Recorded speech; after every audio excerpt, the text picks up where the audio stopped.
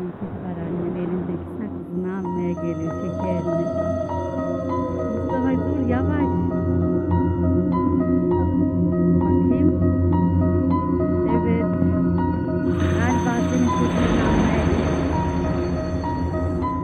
Ne yapacağız?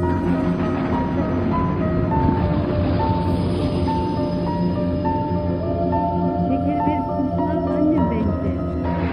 Ver şekeri. Yoksa bizi yakalar bizi. Anneciğim ver diyorum. Bak bu taraftan çıktı bu sefer de.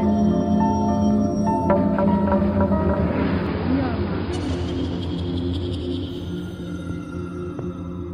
Mustafa ben çok korkuyorum. Ver sakızı da kurtulalım. Şekeri ver. Neredesin?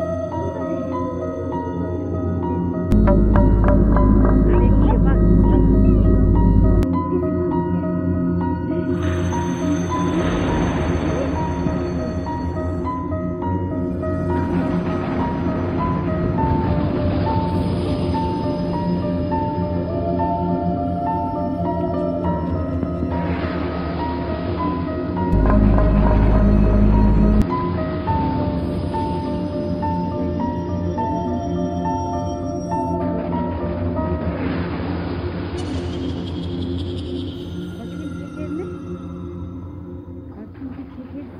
Acaba neden peşimize düştü?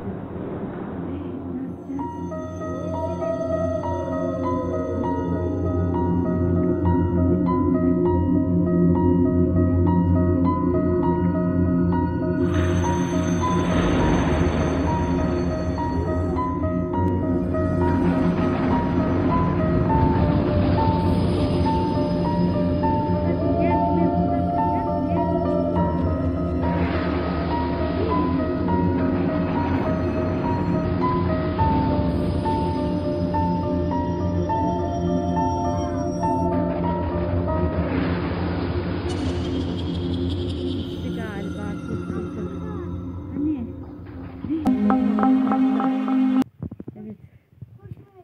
Yok kurtulduk çok şükür atlattık galiba. Sakız kimin oldu? Şeker kimin oldu? Kazandık. Oley.